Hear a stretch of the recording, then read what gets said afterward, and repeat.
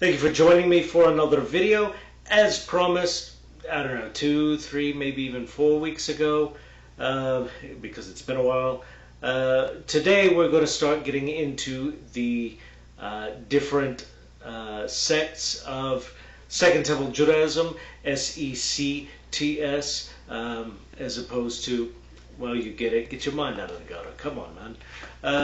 So this all started because a Christian friend of mine was reading through the Gospels, reading through the book of Acts, I forget which one, it's been a while, and he came across the Sadducees, and like he knew about the Pharisees, he knew about a couple of the other sects that were around at the time, and he didn't really know a whole lot about the Sadducees, so he asked me, hey, what can you tell me about the Sadducees? And I was like, bro, I could do an entire essay about them. But I'm not going to do an entire essay. I'm just going to give you some basics about them today. So I would like to get everything about Second Temple Jewish groups, or Second Temple era Jewish groups, I should say, in one video. But because there's so much information about them, I'm going to break them up. So today we're just going to talk about the Sadducees because that was what the initial question was. So the Sadducees were, in my opinion, one of the more interesting sects. So the name Sadducees, the English form, derives from a Greek transliteration of the Hebrew original, Saddukim. Saddukim were...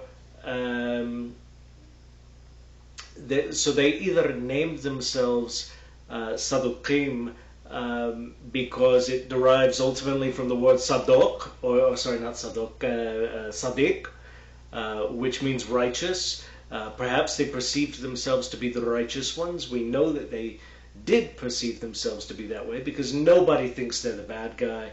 Everyone's the hero in their own story, right?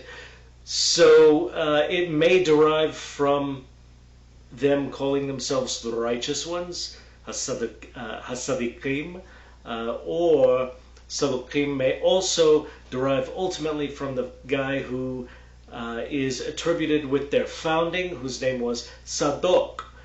So in this case, Sadok would be, it would come as like the disciples of Sadok would be Saddukim, very much like how, given that I am Yehuda, my followers, not that I have any, but my followers could also be called Yehudim, which ironically is the word for Jews. It's not really ironic, it's just the way that the language works. So the Sadducees either named themselves the righteous ones, or they just adopted the name of the guy they attribute with their founding, whose name was Sadok.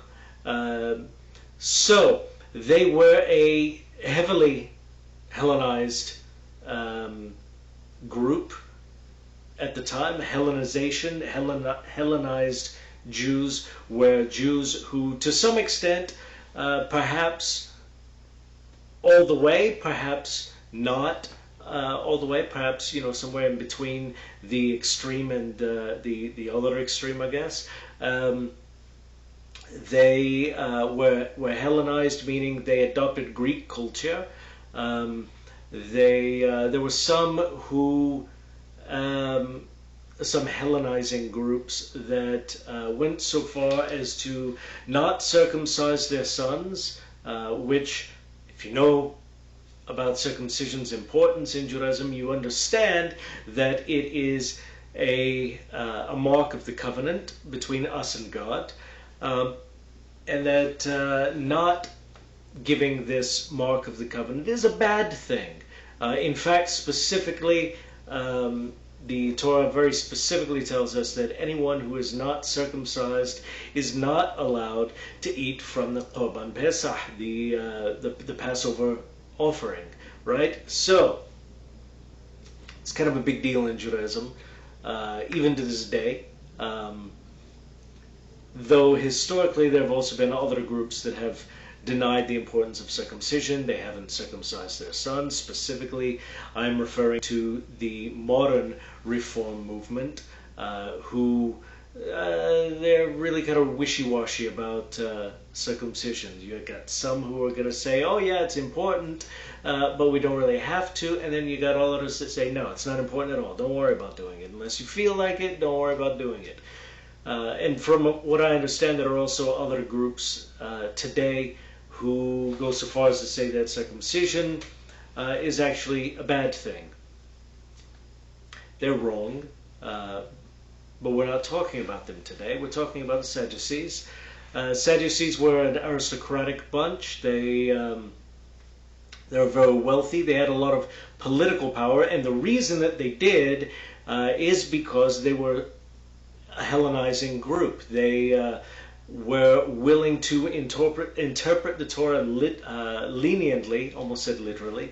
They were willing to interpret it leniently, so that they could really interpret it in a personally advantageous way. That's according to the Rambam.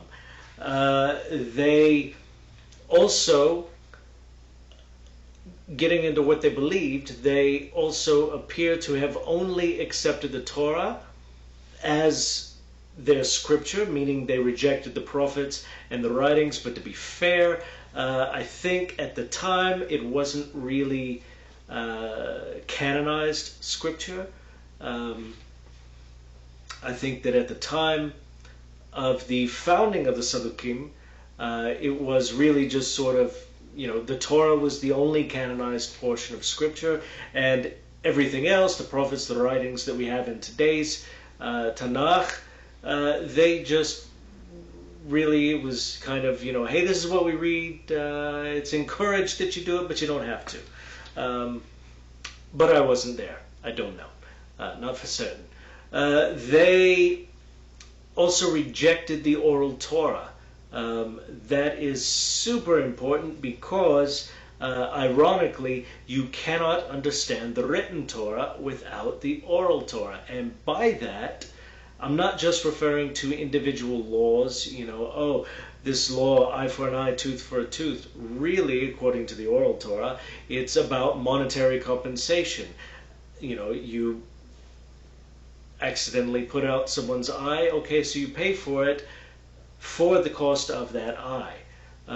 Whereas the oral Torah, gives us things like that. It also tells us, and I think that this is probably one of the more important things, it also tells us the traditional way to read the written Torah, because originally it didn't have vowel markers. Today it has vowel markers, but the only reason it has vowel markers today is because we had an oral Torah tradition that told us exactly which vowels go where, which means, from a practical standpoint, we know what the text says. It's not a bunch of gobbledygook. A good example would be we're not allowed to cook a kid, not a human child, what's the English word? A baby goat, not allowed to cook it in its mother's milk. So the Torah says that you're not allowed to cook a kid. Wow, not allowed to kick a kid either. That's frowned upon in all 50 states. You're not allowed to cook a kid. You're not allowed to mix meat and dairy, is what this verse is getting at. You're not allowed to cook a kid b'chalev imo, in the milk of its mother. B'chalav imo. B'chalav imo means in the milk of its mother, but you could, because of how it's spelled, understand it to say b'chalev imo, which means in its mother's fat. Interestingly enough, both make sense. But the oral Torah tradition tells us that it refers to the mother's milk. So prohibition against eating meat and milk, boom, that's where it comes from. Now the Sadducees, I don't know if they took advantage of that ambiguity without the vowel markings, but they certainly took advantage of every ambiguity they could. So they only accepted the Torah as their scripture, which is fine. I have no issue with that. I too accept the Torah as my scripture. I have a few more books, but I also accept the Torah.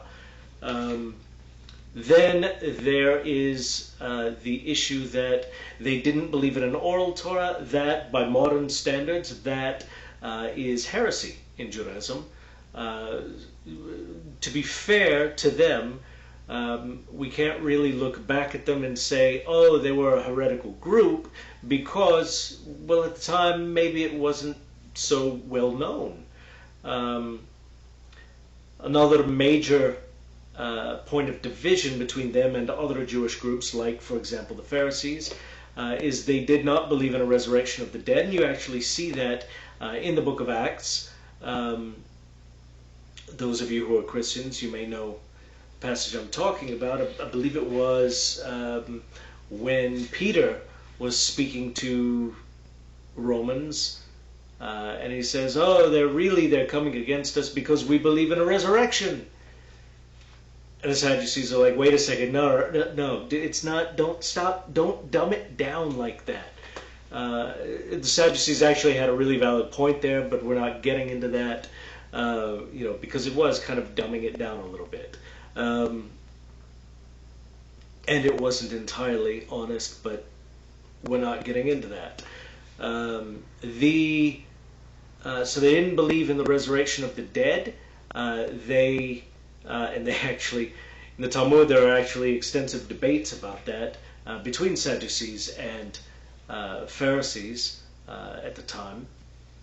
And they didn't believe in angels. They didn't believe in demons, which is great. I'm kind of with them on that. I do believe, but I don't believe. It's one of those. I don't believe that they are independent forces, with their own will. I believe that, all they can do, that they are the forces of nature, and all they can do is what God has already designed them to do. Gravity, in this case, would be an angel or a demon. I don't know. It just really depends on which side of the coin you fall on. The Sadducees also rejected the concept of predestination of any kind. So for them there was no fate. Perhaps faith, I don't know. There was no fate for them. There was no, nothing was predestined, nothing was predetermined to be, which is ironic because the Torah specifically tells us in several passages that, hey, certain things are going to happen. A good example is Jacob called his sons together and blessed them. And in his blessings, they are prophetic. When Moses was about to die, he called all the tribes together, which was a whole bunch of people at the time, so he had to speak up really loudly, I assume. And he blessed them. And those blessings are prophetic. It foretells the future of those tribes, and I think that's great. Sadducees would disagree with me on that. Sadducees, I don't understand, or I don't know how they would understand that, but they did not believe in any sort of predetermined future. I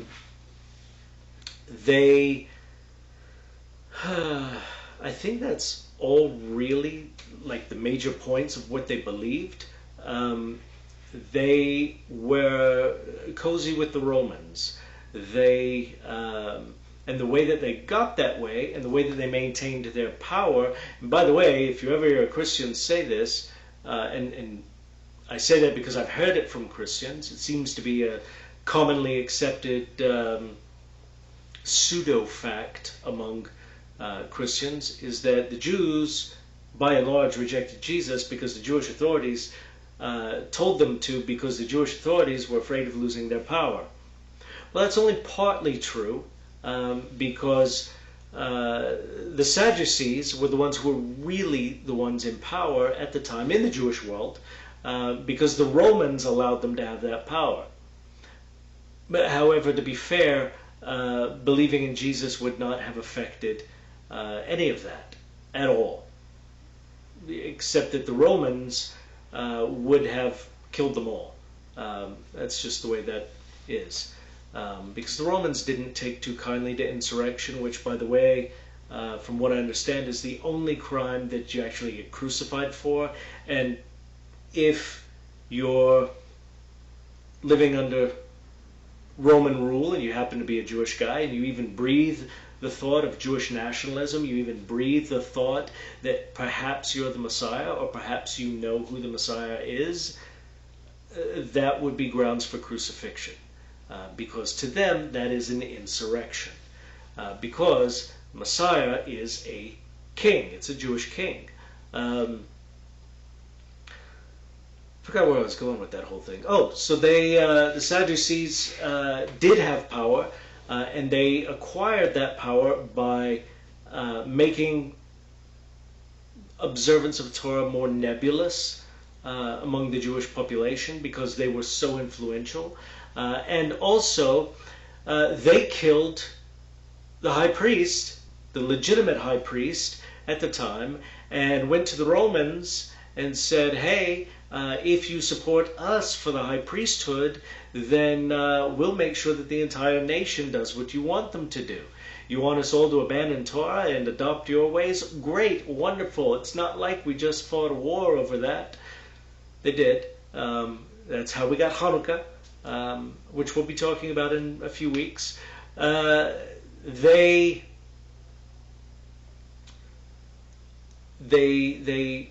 cozied up with Rome by killing their brothers, by making Torah observance really sort of, you had to ask, okay, to put this in terms that I think everyone will understand, you had to ask a guru to teach you, and the guru really was just telling you, you know, be you, man, just do you. It's all great. Everybody gets into heaven. Well, they didn't really believe in heaven. They didn't believe in heaven, they didn't believe in an afterlife, because they also believed in no resurrection, so they didn't teach that everybody got to heaven. They taught that once you die, it's over. And that's based on, from what some people say, that's based on a misinterpretation of a teaching of Antignos of Socho, who was the teacher of Sadok. Antignos of Socho once said that you should not serve the master like a servant who's expecting a reward, but you should serve your master like someone who's not expecting a reward, and let the fear of heaven be upon you. In other words, he's teaching, and I think this is obvious to everyone, but I'm going to say it anyway. What he was teaching was you serve God for the sake of serving God, not because you know that you're going to be rewarded in the afterlife. Sadducees took that and said, there is no afterlife, no resurrection, no nothing. This life is all there is. And so they actually acquired a lot of wealth by cozying up to the Romans, by betraying their own people, by being just general thorns in the sides of the Jewish people.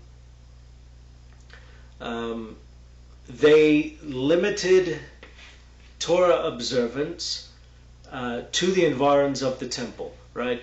So by their logic, you could probably, you know, on Yom Kippur, go out, buy a bacon sandwich, eat it.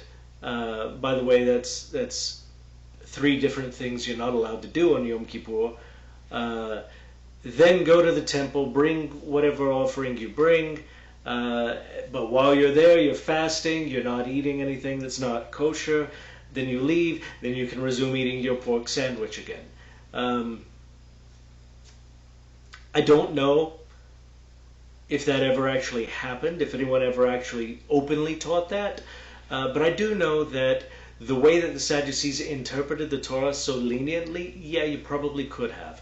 And the fact that they really focused power, they centralized their power in the temple and the environs of the temple and limited Torah observance to the temple, really, that ultimately hurt the people because it also cut down on scholarship a little bit. So that's just a little bit of a introduction to the Sadducees. There are very few other things that we know about them. They don't have any writings that survived. What we do know about them, and this is mostly from the Talmud, from Josephus, and from the Christian Bible, specifically the Gospels and the book of Acts. That would be the first 5 books of the Christian Bible, if you're not familiar with that. Specifically, we know that they love to engage in debates. They love to argue, which is great because that shows they're still Jewish. They may have been, a little on the heretical side, but they're still Jewish. They love to argue, right? So there are extensive debates and disagreements listed in the Gospels and Acts, in the Talmud, in Josephus doesn't really get into the debates or anything, but they are mentioned a couple of times. And yeah, that's really all I've got about the Sadducees. So all of that being said, if you enjoyed this video, go ahead and give it a like. If you haven't subscribed yet, go ahead and subscribe and make sure that you turn the notifications for this channel on so that you get to see my smiling face every time. Then go over to Facebook if you haven't already and just search an unorthodox Jew. You'll find me. Go ahead and like and or follow that page. Feel free to comment. You can comment on Facebook immediately. On YouTube, because of the whole kerfuffle, let's say, over my Zionism video and death threats that were specifically against me and Jews everywhere, really. I have set the comments on YouTube to where I have to approve them before they get approved or before they go up, because I just don't want any sort of nonsense like that. I don't want any kind of kids can find it. I just don't want anything that's not appropriate for them to see on there. If you have questions, feel free to question, or feel free to ask questions. There we go. I guess you could question me too. If your questions are something that you would rather keep between you and me, as far as knowing who it is, go over to Facebook and just send me a private message, ask your question. I'll answer it. It may make a good video. If you don't want me to make a video about it, please just let me know. I don't want to make you feel uncomfortable. I don't want you to ask me a question that you think is stupid or I think is great, and it's going to let everybody know that you asked it. I'm not going to do that. I'm not going to say your name. Okay. That being said, I am done for now. So until next time.